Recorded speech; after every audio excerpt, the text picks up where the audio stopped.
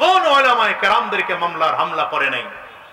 কোরআনের পাখি দীর্ঘ বছর যিনি কোরআনের দাওয়াত দিয়েছেন, আল্লামা দিলাওয়ার হোসেন সাইদি সাহেবের বিরুদ্ধে ধর্ষণের মামলা দেওয়া হয়েছে। আমি বলি, যারা ধর্ষণের মামলা দিয়েছ, উলামায়ে কেরামদেরকে জেলে ঢুকিয়েছ, উলামায়ে কেরামদের কণ্ঠ বন্ধ করতে চেয়েছ, মাহফিলগুলো বন্ধ করতে চেয়েছ, মাহফিল করতে হলে থানার থেকে পারমিশন নিতে হবে, নয়তো মাহফিল বন্ধ হয়ে যাবে। আজকে তাকিয়ে দেখো, আমরা উলামায়ে কেরাম রাজা বাদশার মতো করেই কথা বলি। আমাদের সামনে এখনো হাজার লক্ষ শ্রোতা বিমুগ্ধ হয়ে কথা শুনে। আর যারা আমাদের বিরুদ্ধে চক্রান্তর ষড়যন্ত্র করেছ, কলা পাতার বিছানায় ঘুমিয়েও তোমাদের ক্লান্ত হয়নি, তোমাদের নিস্তার হয়নি। এমনকি লুঙ্গি পরে, দাড়ি কামিয়ে, মাথা চুলে কলপ লাগিয়ে মাছ ধরার ট্রলারে উঠেও বাঁচতে পারোনি, বাঁচতে পারোনি।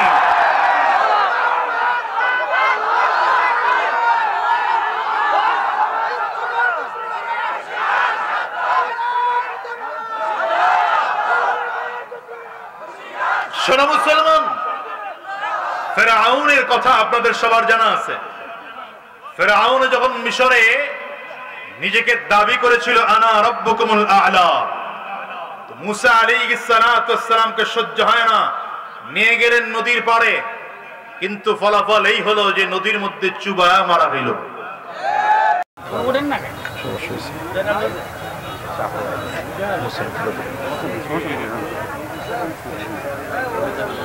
وقضى بما يريد حكمة وحكما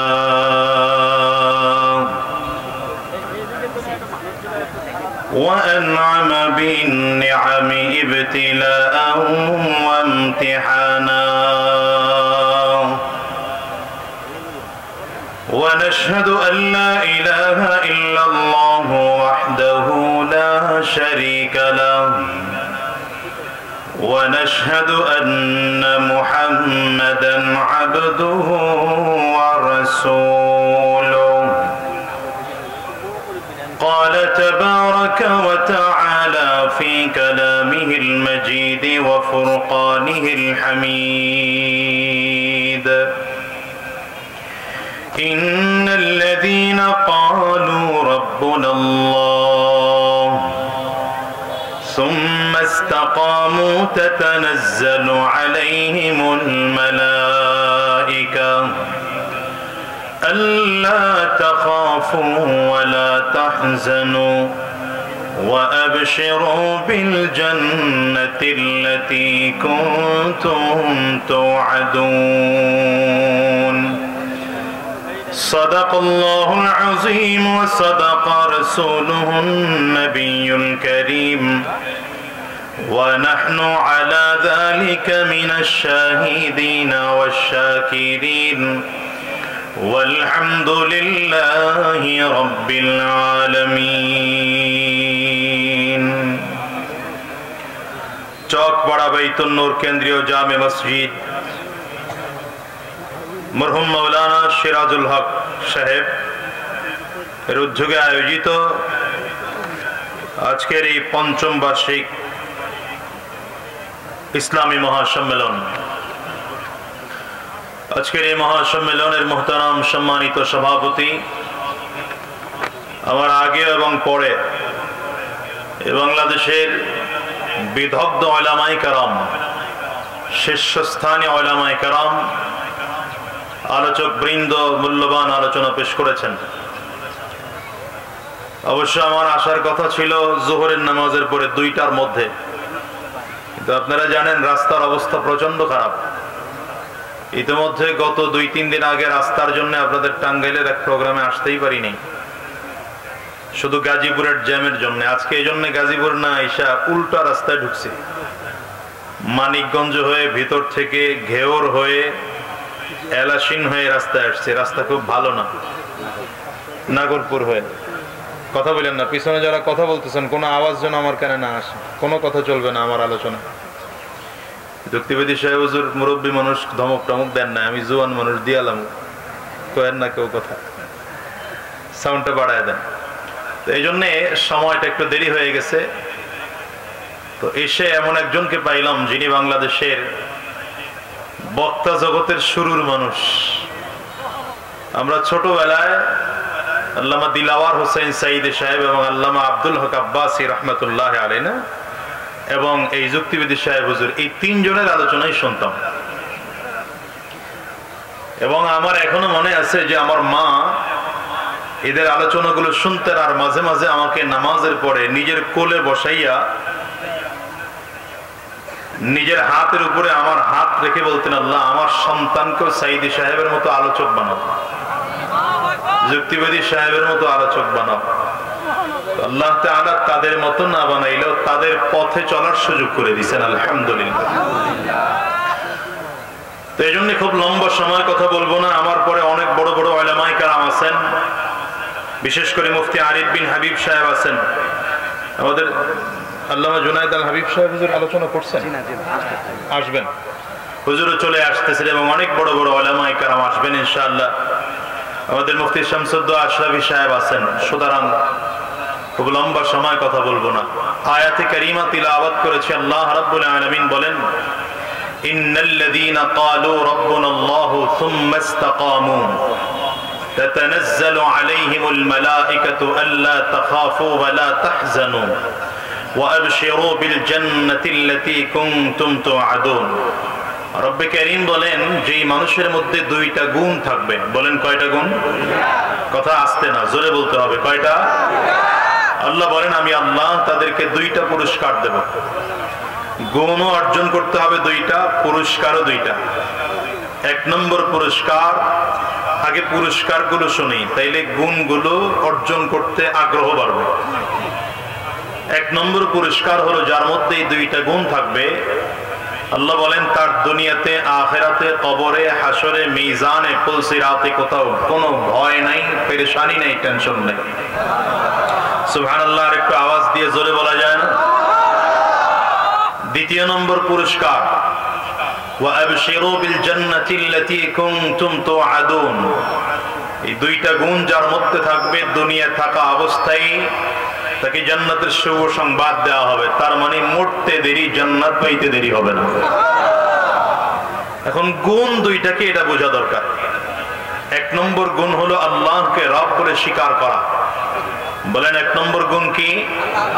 আল্লাহকে রব বলে স্বীকার করা। আমাদের রব কে? ডান হাতের শাহাদাত আঙ্গুলিটা উঁচা করে চিৎকার করে জোরে সোরে বলেন, আমাদের রব কে? আরো জোরে চিৎকার করে আওয়াজ দিয়ে, আমাদের রব কে? এটা হলো এক নম্বর গুণ। দ্বিতীয় নম্বর গুণ, আল্লাহকে যে রব বলে স্বীকার করেছি, এই কথার উপরে অটল আর অবিচল থাকা। দেখেন, মজার ব্যাপার হলো এই দুই দায়িত্বের এক দায়িত্ব আমাদের আদায় হয়ে গেছে। কোথায় বসে আদায় হয়েছে? রূহ জগতে আল্লাহ তাআলা সব মানুষগুলোকে একত্রিত করেছিলেন। একত্রিত করে জিজ্ঞাসা করেছিলেন, আলাস্তু বিরাব্বিকুম, আমি কি তোমাদের প্রভু নই? সেদিন আমরা সবাই মিলে সমস্বরে বলেছিলাম, বালা, অবশ্যই আপনি আমাদের রব। তার মানে আল্লাহ তাআলাকে রব বলে স্বীকার করার দায়িত্ব হয়ে গেছে। এখন দুনিয়াতে আসার পরে আল্লাহকে যে রব বলে স্বীকার করেছি, কথার উপরে অটল থাকার দায়িত্ব। পারিবারিক জীবনে, রাষ্ট্রীয় জীবনে, সিরতে, সুরতে, লিবাসে, পোশাকে, আচার, ব্যবহার, কথা, বার্তা, লেন দেন, কাজ, কর্ম, যত সেক্টরে আছে সব সেক্টরে মনে রাখতে হবে আপনার আমার রব কে। এই জায়গার থেকে চুল পরিমাণ সরে যাওয়া যাবে না। এক কথাই যদি বলি তাহলে বলতে হবে ঈমানের উপরে অটল থাকা। দেখেন, এটার উপরে অটল থাকা বড় কঠিন। ঈমানের উপরে অটল থাকা বড় কঠিন, কারণ এই ঈমানের উপরে অটল থাকতে গিয়ে সাহাবায়ে কেরামদের রক্ত ঝরাতে হয়েছে, সাহাবায়ে কেরামদের জীবন দিতে হয়েছে, এমনকি রাসূল আকরাম সাল্লাল্লাহু আলাইহি ওয়াসাল্লামের দান মুবারক শহীদ করতে হয়েছে। শুধু তাই না, উহুদের ময়দানে রাসূলুল্লাহ সাল্লাল্লাহু আলাইহি ওয়াসাল্লাম যখন বীর বিক্রমে যুদ্ধ করছেন, মক্কার কাফির আর মুশরিকগুলো উহুদের ময়দানে আমার নবীকে লক্ষ্য করে তীর মেরেছে। তীর এসে আমার নবীর এই কপাল মোবারকের মধ্যে ঢুকে গেছে। লোহার টুপি ভেঙে লোহার টুকরা আমার নবীর মাথার খুলির মধ্যে ঢুকছে, শুধুমাত্র ঈমানের উপরে অটল আর অবিচল হওয়ার জন্য। এত কষ্ট আর এত মেহনত আলহামদুলিল্লাহ। রেজাল্ট কি? রেজাল্ট হলো এটা যে মদিনায় নবীজি সাল্লাল্লাহু আলাইহি ওয়াসাল্লাম এমন এক রাষ্ট্র উপহার দিয়েছেন যে রাষ্ট্রের জুলুম ছিল না, অত্যাচার ছিল না, অবিচার ছিল না, নির্যাতন ছিল না, খুন ছিল না, ধর্ষণ ছিল না, রাহাজানি ছিল না। আওয়াজ করে বলেন ঠিক কিনা? বাংলাদেশে আমরা যারা আছি, বাংলাদেশের উলামায়ে কেরাম প্রতিকূল পরিবেশে হোক আর অনুকূল পরিবেশে হোক, সব সময় উলামায়ে কেরাম ঈমানের কথা বলেছেন, বলছেন, ইনশাআল্লাহ ভবিষ্যতেও বলবেন। হ্যাঁ, যখন আমাদের পরিবেশ অনুকূলে ছিল না তখন অনেকের জন্য কথা বলা বড় কষ্টসাধ্য হয়েছে। এই শুধুমাত্র দ্বীনের কথা, ঈমানের কথা বলার জন্য কাউকে মামলা হামলার শিকার হতে হয়েছে, কাউকে জেলেও যেতে হয়েছে। কথা বলেন না কেন? ঠিক না? আজকে যিনি এখানে আসবেন আল্লামা জুনায়েদ আল হাবিব সাহেব, তিনিও জেল খাটতে হয়েছে। কার বিরুদ্ধে এরা মামলা দেয় নেই বলেন? আল্লামা মামুনুল হকের বিরুদ্ধে মামলা দেওয়া হয়েছে। কি মামলা? ধর্ষণ মামলা। নাউজুবিল্লাহ, 2-4 দিন পরে বলেন। আল্লামা খালিদ সাইফুল্লাহ আইয়ুবীর বিরুদ্ধে মামলা দেওয়া হয়েছে। কি মামলা? তিনি নাকি গুলিস্তানে ককটেল নিক্ষেপ করেছেন।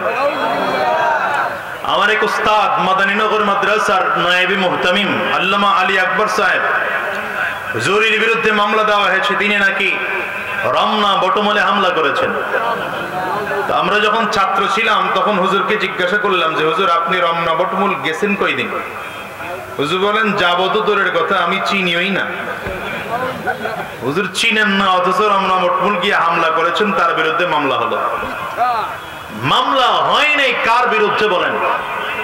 চরমনার পীর সাহেবের বিরুদ্ধে মামলা হয়েছে, তিনি নাকি 10,000 টাকা পকেট মারছেন। না মামলা? শেখ চরমনাই মুফতি সৈয়দ ফয়জুল করিমের বিরুদ্ধে মামলা হয়েছে, তিনি নাকি এমপি রে ঘুষি দিয়া দাঁত ফলায় দিচ্ছেন। আমার বিরুদ্ধে মামলা হয়েছে, আমি নাকি কার ঘরে ঢুইকা ঘর চুরি করছি, আমার বিরুদ্ধে মামলা হয়েছে। আলহামদুলিল্লাহ, এখন অনেকটা নিচের দিকে যাচ্ছে মামলাগুলো, নিষ্পত্তির দিকে যাচ্ছে। কোন উলামায়ে কেরামদেরকে মামলার হামলা করে নাই? কোরআনের পাখি, দীর্ঘ বছর যিনি কোরআনের দাওয়াত দিয়েছেন, আল্লামা দিলাওয়ার হোসেন সাইদি সাহেবের বিরুদ্ধে ধর্ষণের মামলা দেওয়া হয়েছে। আমি বলি, যারা ধর্ষণের মামলা দিয়েছ, উলামায়ে কেরামদেরকে জেলে ঢুকিয়েছ, উলামায়ে কেরামদের কণ্ঠ বন্ধ করতে চেয়েছ, মাহফিলগুলো বন্ধ করতে চেয়েছ, মাহফিল করতে হলে থানার থেকে পারমিশন নিতে হবে, নয়তো মাহফিল বন্ধ হয়ে যাবে। আজকে তাকিয়ে দেখো, আমরা উলামায়ে কেরাম রাজা বাদশার মতো করেই কথা বলি, আমাদের সামনে এখন হাজার লক্ষ শ্রোতা বিমুগ্ধ হয়ে কথা শুনে। আর যারা আমাদের বিরুদ্ধে চক্রান্তর ষড়যন্ত্র করেছ, কলা পাতার বিছানায় ঘুমিয়েও তোমাদের ক্লান্ত হয়নি, তোমাদের নিস্তার হয়নি। এমনকি লুঙ্গি পরে, দাড়ি কামিয়ে, মাথা চুলের কলপ লাগিয়ে মাছ ধরার ট্রলারে উঠেও বাঁচতে পারোনি, বাঁচতে পারোনি।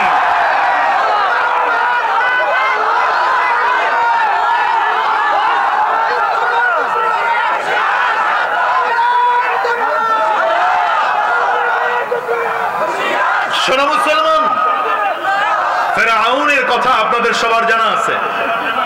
ফেরাউন যখন মিশরে নিজেকে দাবি করেছিল, আনা রাব্বুকুমুল আ'লা, তো মুসা আলাইহিস সালামকে সহ্য হয় না, নিয়ে গেলেন নদীর পাড়ে। কিন্তু ফলাফল এই হলো যে নদীর মধ্যে চুবায়া মারা হইল। কথা বলেন না কেন? ঠিক তেমনি ভাবে 16টা বছর উলামায়ে কেরামদের প্রতি নির্যাতন করেছ, উলামায়ে কেরামদের প্রতি নিপীড়ন করেছ। আমরা আলহামদুলিল্লাহ সুম্মা আলহামদুলিল্লাহ যখন দেখেছি নির্যাতনের মাত্রা এমন বেড়েছে, লাগে নাই কোন রাজনৈতিক দল, ছাত্র জনতা, 18 বছরের সন্তান, 20 বছরের সন্তান, 25 বছরের সন্তান, মাত্র 15 বছরের সন্তানগুলো রাজপথে এমন ভাবে নেমেছে আর এমন প্রতিবাদ করেছে, 5 আগস্টে দুপুরের খানা রান্না করা থাকলেও না খেয়ে মামার দেশে পালাতে হয়েছে। এখান থেকে শিক্ষা গ্রহণ করো, এখান থেকে শিক্ষা গ্রহণ করো মুসলমান। নতুন করে যারা এই ক্ষমতায় আসবেন, এই তত্ত্বাবধায়ক সরকার অথবা অন্তর্বর্তীকালীন সরকারের ক্ষমতার থেকে যাওয়ার পরে যারাই ক্ষমতায় আসবেন, সাবধান করে বলি, উলামায়ে কেরামদের সাথে পরামর্শ করে দেশ চালাবেন। সাবধান করে বলি, কোরআনের পক্ষে দেশ চালাবেন। কোরআনের বিরুদ্ধে যদি আপনারাও চলে যান, উলামায়ে কেরামদের বিরুদ্ধে যদি আপনাদের অবস্থান হয়, ইসলামের বিরুদ্ধে যদি আপনাদের অবস্থান হয়, আপনাদের পরিণতিও ওই 5 আগস্ট হতে সময় লাগবে না। আওয়াজ ঠিক কিনা? আওয়াজ করে চিল্লায় বলেন। রব্বে কারীম বলেন, ইন্নাল্লাযীনা ক্বালু রাব্বুনাল্লাহ, ইন্নাল্লাযীনা ক্বালু রাব্বুনাল্লাহ সুম্মা ইসতাকামু تتنزل عليهم الملائكة ألا تخافوا ولا تحزنوا وأبشروا بالجنة التي كنتم توعدون।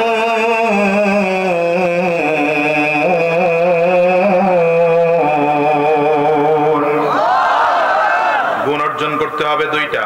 কয়টা বলেন? আওয়াজ করে চিল্লায় বলেন, কয়টা? 1 নম্বর, আল্লাহর উপরে ঈমান আনতে হবে, আল্লাহকে রব বলে স্বীকার করতে হবে। 2 নম্বর, আল্লাহকে যে রব বলে স্বীকার করেছে এই কথার উপরে অটল আর অবিচল থাকতে হবে। এই 2টো জিনিসের উপরে যদি অটল আর অবিচল থাকতে পারি, 2টো গুণ যদি অর্জন করতে পারি, দুনিয়ার কোনো কাফির মুসলমানদের সামনে জায়গা পাবে না, দুনিয়ার কোনো কাফির মুসলমানদের সামনে কথা বলার সাহস পাবে না। মুসলমানদের সংখ্যা কম হতে পারে, কিন্তু বিজয় আল্লাহ মুসলমানদেরকে দিয়ে দিবে। বদরে মুসলমানদের সংখ্যা মাত্র 313 জন। বলেন কতজন? কাফিরদের সংখ্যা 1000-এর উপরে। শুধু তাই না, কাফিররা যেখানে গিয়ে আগে অবস্থান নিয়েছে, ওরা আগে অবস্থান নিয়েছে, ওটা হলো যুদ্ধের জন্য উপযোগী জায়গা, শক্ত মাটি। মুসলমানরা একটু যেতে দেরি হয়েছে, এ কারণে জায়গা গিয়া পায় নাই। গিয়ে দেখলেন যে কাফিররা শক্ত জমিন দখল করে আছে, উপরের জমিন দখল করে আছে, মুসলমানেরা জায়গা পেয়েছে নিচু জমিন, আবার প্রচন্ড বালুময় জমিন। রোদের তাপের কারণে বালুগুলো শুকনো হয়ে আছে, পা দিলেই পা ডেবে যায়, সামনের দিকে আগানো যায় না। রাসূলুল্লাহ সাল্লাল্লাহু আলাইহি ওয়াসাল্লাম তাকিয়ে দেখলেন মুসলমানদের সংখ্যা মাত্র 313 জন, কাফিরদের সংখ্যা 1000-এর উপরে। সাহাবায়ে কেরামদেরকে ডেকে বললেন, তোমাদের কাছে তরবারি কয়টা আছে? বলে মাত্র 8টা তরবারি। ঘোড়া কয়টা আছে? মাত্র 2টা ঘোড়া আছে। নবীজি বললেন, হায়রে, বাহ্যিক দৃষ্টিতে তো মুসলমানদের বিজয় হওয়ার লক্ষণ খুঁজে পাওয়া যায় না। সাহাবায়ে কেরামদেরকে বললেন, আমার জন্য একটা ছোট্ট ঝুপড়ি ঘর তৈরি করে দাও, আমি রবের কাছে কথা বলবো। সুবহানাল্লাহ। বাড়ি যে কয়েন আরো জোরে চিল্লায় বলা যাবে না সুবহানাল্লাহ? আমার জন্য একটা ছোট্ট ঝুপড়ি ঘর তৈরি করে দাও, রবের সাথে কথা বলবো। কে বলেন? নবীজি বলছেন। সাহাবায়ে কেরাম ছোট্ট একটা ঝুপড়ি ঘর তৈরি করে দিলেন। নবীজি যেখানে দোয়া করেছেন বদরের প্রান্তরে, এখন সেখানে মসজিদ নির্মাণ হয়েছে। আলহামদুলিল্লাহ, চিল্লায় বলেন। হ্যাঁ, নবীজি দোয়া শুরু করেছেন। কি দোয়া করেছেন? বুখারীর বর্ণনা আসছে। নবীজি হাত তুলে দোয়া করতেছেন, আল্লাহুম্মা ইন শি'তা আল্লান তু'বাদ, আল্লাহুম্মা ইন শি'তা আল্লান তু'বাদ। আয় আল্লাহ, তুমি যদি চাও গোটা পৃথিবীর মধ্যে তোমার ইবাদত আজকের থেকে আর জমিনের মধ্যে কেউ করবে না। তুমি যদি চাও গোটা পৃথিবীর মধ্যে তোমার কুদরতি কদমে কেউ সাজদা দিবে না। তুমি যদি চাও আর কেউ নামাজ পড়বে না। তুমি যদি চাও তোমার দিন জমিনের মধ্যে থাকবে না। তাইলে সাহাবায়ে কেরামদেরকে নিয়ে আসছি, এদেরকে মেরে জমিন থেকে বিদায় করে মুসলমানদেরকে পরাজয় করিয়ে দাও।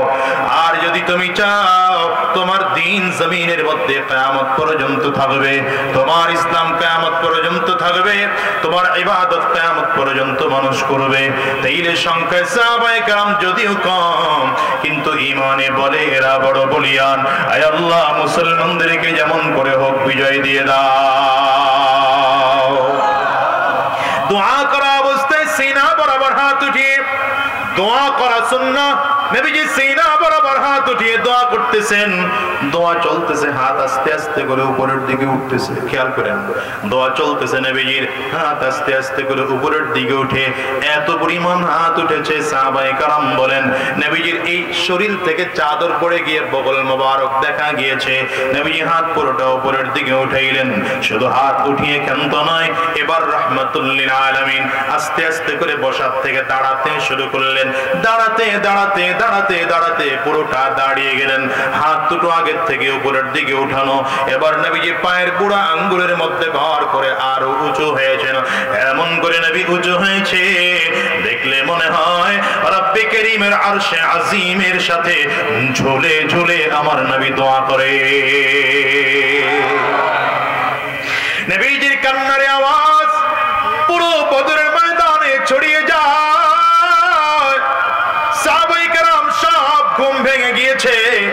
আবু বকর, ওমর, উসমান, আলী সব সাহাবায়ে কেরাম নবীজিকে ঘেরাও করে ধরলো। সাহাবায়ে কেরাম ডাকি ডেকে বললেন, পয়গম্বর, আমরা মুসা নবীর উম্মত নয়, আমরা মুহাম্মদুর রাসূলুল্লাহর উম্মত। আমরা আপনার ডানে থেকে যুদ্ধ করব, আমরা আপনার বামে থেকে যুদ্ধ করব, আমরা আপনার সামনে থেকে যুদ্ধ করব, আমরা আপনার পেছনে থেকে যুদ্ধ করব। ময়দান ছেড়ে যাব না যতক্ষণ পর্যন্ত ইসলামের বিজয় না হবে, আমরা বদরের ময়দান ছাড়ব না। আবু বকর সিদ্দিক রাদিয়াল্লাহু আনহু নবীর জড়ায় ধরে চিৎকার করে কাঁদতে আরম্ভ করেছে আর ডেকে বলে, নবী আমার, হাসবুকা ইয়া রাসূলুল্লাহ, পয়গম্বর যথেষ্ট হয়েছে আপনার কান্না, আপনি আর কান্না করবেন না। আপনি যদি কান্না করেন আমি আবু বকর সহ্য করতে পারি না। হযরত ওমর বললেন, পয়গম্বর, আপনার 312 জনের মধ্যে 313 জনের মধ্য থেকে যদি 312 জন সাহাবী চলেও যায়, আপনি একা সিপাহ সালার থাকবেন আর আমি আপনার সৈন্য হয়ে থাকব। আপনি আদেশ করবেন, আমি একা একা যুদ্ধ করব, হাজারো বেঈমানদের সাথে যুদ্ধ করব, ময়দান ছাড়ব না। এত সান্ত্বনা দেন সাহাবায়ে কেরাম। এরপরে আল্লাহর নবীর কান্না বন্ধ হয় না। নবীজি এখনো কাঁদতেছেন। কান্না করার কারণ হলো রব্বে কারীমের পক্ষ থেকে আমার নবী কোনো ফয়সালা চান। হঠাৎ করে আল্লাহ তাআলা জিবরিল আমিনকে জানায় দেয়, জিবরাইল, আমার বন্ধুরে জানায় দাও কাফিররা 1000 আছে, আগামীকাল আমি আল্লাহ তাআলা বদরের প্রান্তরে 1000 ফেরেশতা সৈন্য বাহিনী বানাইয়া পাঠাবো। কয় হাজার? 1000 ফেরেশতা। নবীজির কান্নার আওয়াজ আরো বেড়েছে। ডেকে বলেন, আল্লাহ, ফেরেশতা তোমার কাছে কম নি, দিবাই যেহেতু বাড়ায় দাও না। সুবহানাল্লাহ, কয় না রে, দিবাই যেহেতু বাড়ায় দাও। ফেরেশতা ডেকে বলেন, পয়গম্বর, আল্লাহ তাআলা বাড়িয়ে দিয়েছেন 3000। কয় হাজার? নবীজির কান্না এখনো বন্ধ হয় না। নবীজি আরো জোরে জোরে কান্না করেন আর ডেকে বলেন, মালিক, দিবাই যেহেতু আরো কি বাড়ায় দেওয়া যায় না? আল্লাহ তাআলা ফেরেশতাকে জানিয়ে দেন। পয়গম্বরের কাছে জিবরিল আমিন ডেকে বলে, বিখামসাতি আলাফিম মিনাল মালাইকা মিনাল মালাইকাতি মুসাউবিমিন। পয়গম্বর, 1000 দিয়েছিলাম, 3000 করলাম, এখন আমি আল্লাহ তাআলা আপনাকে আগামীকাল 5000 ফেরেশতা বদরের ময়দানে সৈন্য বাহিনী বানাইয়া পাঠাবো। আরো জোরে বলা যায় না সুবহানাল্লাহ? এই ঘোষণা শুনে নবীজির কান্না বন্ধ হয়েছে। আরে মুসলমান, নবীজি কান্না বন্ধ করে মোনাজাত শেষ করেছেন। নবীজির দোয়া শেষ করতে দেরি, বৃষ্টি হতে আর দেরি হয় না। এবার পরিস্থিতি কেমন হলো? বৃষ্টির কারণে ওই যে ধুলা বালুগুলো ছিল এগুলো জমিনের মধ্যে মিশে গেছে, বালুগুলো শক্ত হয়ে গেছে। সাহাবায়ে কেরাম খুব বীর বিক্রমে হাঁটতেছেন, বুক টান করে করে হাঁটতেছেন। আর ওই যে কাফিররা আগের থেকে এসে শক্ত জমিন আগের থেকে দখল করেছিল, প্রচন্ড বৃষ্টির কারণে এটার মধ্যে এত পরিমাণ কাদা হয়ে গেল, ডান দিকে পা দিলে বাম দিকে চলে যায়, বাম দিকে হাঁটতে চাইলে ডান দিকে চলে যায়, সামনে যাইতে চাইলে পেছন দিকে চলে যায়। ও মুহূর্তের মধ্যে পুরো সিচুয়েশন পরিবর্তন হয়ে যায়। আল্লাহু আকবার চিল্লায় বলেন না? হ্যাঁ মুসলমান, এতটুকু না, এরপরে আরো আছে। আরে ফজরের নামাজের পরে রাহমাতুল লিল আলামিন সেদিন সাহাবায়ে কেরামদের মধ্যে বক্তব্য দেওয়ার জন্য একটু উঁচু জায়গায় দাঁড়িয়েছেন। হাদিসের মধ্যে আসছে কাযরাইন, নবীজি এমন ভাবে বক্তব্য দিচ্ছেন মনে হয় যেন পোশাকের মধ্যে নবীজি টকবক করে ফুটতেছেন। নবীজির কপালের রগ খারাপ হয়ে গিয়েছে, ঘাড়ের রগ দুটো খারাপ হয়ে গিয়েছে। রাসূলুল্লাহ সাল্লাল্লাহু আলাইহি ওয়াসাল্লাম রাগের কারণে থরথর করে কাঁপতেছেন। এই যে বলে না হুজুররা জোরে আওয়াজ দিয়ে কথা বলে কেন? আরে নবীজি সাল্লাল্লাহু আলাইহি ওয়াসাল্লাম যুদ্ধের ময়দানে যখন ভাষণ দিতেন নবীজির কণ্ঠ এত উঁচু হয়ে যেত, বহু দূরে সাহাবায়ে কেরাম দাঁড়িয়ে থাকলে সেখান থেকেও নবীর কথাগুলো শুনতেন। নবীজি কথা বলতেছেন, আওয়াজ দিয়ে বলছেন সাহাবায়ে কেরামদেরকে যুদ্ধ করতে হবে। সাহাবায়ে কেরাম বলেন, ইয়া রাসূলুল্লাহ, তরবারি মাত্র 8টা, হাজারো কাফিরদের বিরুদ্ধে যুদ্ধ করবে কেমনে? নবী বললেন, তরবারি 8টা আছে, হলো কি তাতে? অসুবিধা নেই, খেজুর গাছ থেকে ডালগুলো কেটে কেটে তোমরা হাতে নাও। না, আপনারা সুবহানাল্লাহ আল্লাহু আকবার জোরে কইতে পারেন না, চিল্লায় বলেন না আল্লাহু আকবার। খেজুর গাছের এটারে কি বলে? ডেগা কয়নি আপনাদের দেশে? কি বলে? ডেগা বা ডালা। এটা হাতের মধ্যে নাও। সাহাবায়ে কেরাম তরবারির পরিবর্তে এক একটা খেজুর গাছের ডেগা বা ডালাগুলো হাতের মধ্যে নিয়েছেন। ডালগুলো হাতে নিয়ে সাহাবায়ে কেরাম বলে, শুধু কাফিরদের দিকে তাক করি, তাক করতে দেরি হয়, এক একটা কল্লা ছুটে গিয়ে 30 হাত 40 হাত দূরে পড়তে দেরি হয় না। যুদ্ধ শুরু হবে। আল্লাহ তাআলা ডাক দিলেন, হাবিব আপনি একটু বালু নেন, বালু নিয়ে কাফিরদের দিকে মারেন। নবীজি বালু হাতের মধ্যে নিয়েছেন, কাফিরদের দিকে বিসমিল্লাহির রহমানির রহিম বলে মারলেন। মারতে দেরি কাফিরদের চোখগুলো প্রত্যেকটার চোখের মধ্যে পড়ে গিয়েছে। চোখ মুছতেছে, চোখ মুছে তাকিয়ে দেখে, আরে আগে দেখলাম আবু বকর একজন, এখন আবু বকর সেম আবু বকর 3 জন 4 জন মনে হয়। আগে দেখলাম ওমর একজন, এখন যে 2 জন 3 জন মনে হয়।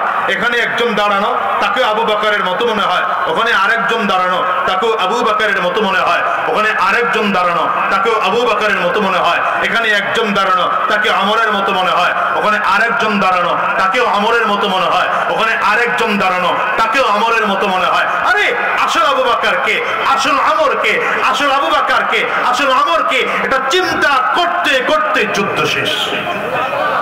জোরে কয় না, জোরে কয় না। যেখানে হাজারো মুসলমানদের অস্তিত্ব বিলীন হয়ে যাওয়ার কথা, সেখানে মাত্র 7 জন সাহাবী শহীদ। এদিকে তাকান, এদিকে তাকান। গাড় ঘোরানো যাবে না। হুজুর আসবেন স্টেজে, ওখানে বয়ান করবো, চুপচাপ এদিকে ঘুরে থাকেন, চুপচাপ বয়ে থাকেন।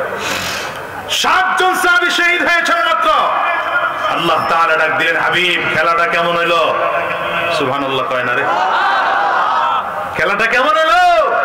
এখন আম করে ডাকে না, কিছুদিন আগেও তো ডাকছে, আসো খেলা হবে। কি হবে? খেলা দেখতে চাও, বদরের ইতিহাস পড়ে নাও। মুসলমানদের খেলা জানতে চাও, উহুদের ইতিহাস পড়ে নাও। মুসলমানদের খেলা দেখতে চাও, খন্দকের ইতিহাস পড়ে নাও। মুসলমানদের খেলা দেখতে চাও, খায়বারের ইতিহাস পড়ে নাও। মুসলমানরা এমন খেলা খেলেছে, বদরের প্রান্তর থেকে কাফিরগুলো লাশ ছুটিয়ে পালিয়েছে। হাত উঁচা করে চিল্লায় জোরে বলো ঠিক কিনা? আমার ভাইরা, মুসলমান বন্ধুরা, দেন হুজুরকে বসতে দেন। আলহামদুলিল্লাহ, আজকের মাহফিলের প্রধান বক্তা আমাদের অত্যন্ত প্রিয় মানুষ আল্লামা জুনায়েদ আল হাবিব সাহেব হুজুর দামাত বারাকাতুহুল আলিয়া। হুজুর স্টেজে চলে আসছে, 1 মিনিটে শেষ করে দিই। হুজুর স্টেজে চলে আসছেন। আমি সর্বশেষ একটা আল আছে, আলটা বাইর কইরা বয়ান শেষ করে দিচ্ছি। ভাইরা আমার, রাসূলুল্লাহ সাল্লাল্লাহু আলাইহি ওয়াসাল্লাম অত্যন্ত ফুরফুরা মেজাজ। মাত্র 7 জন সাহাবী শহীদ। ইসলামের বিজয় চলে আসছে, বদরের ময়দানে মুসলমানদের বিজয় চলে আসছে। আল্লাহ তাআলা ডাক দিলেন, হাবিব কেমন হলো? রব্বে কারীমের কাছে নবীজি ডেকে বলেন, আল্লাহ যেখানে আপনার ফেরেশতা ছিল 5000 ফেরেশতা, সেখানে আমার যুদ্ধে বিজয় হবে না তো হবে কি? আল্লাহ তাআলা ডেকে বলেন, পয়গম্বর 1000 ফেরেশতা, 2000 ফেরেশতা, 5000 ফেরেশতা, 3000 ফেরেশতা, এটা তো আপনাকে সান্ত্বনা দিয়েছি। মূলত বদরের প্রান্তরে আমি আল্লাহ তাআলা কুদরতিভাবে বদরের ময়দানে হাজির হয়েছিলাম।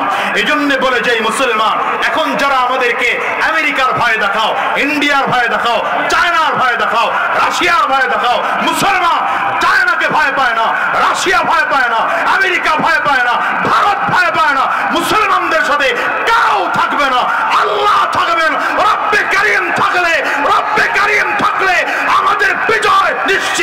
ইনশাআল্লাহ।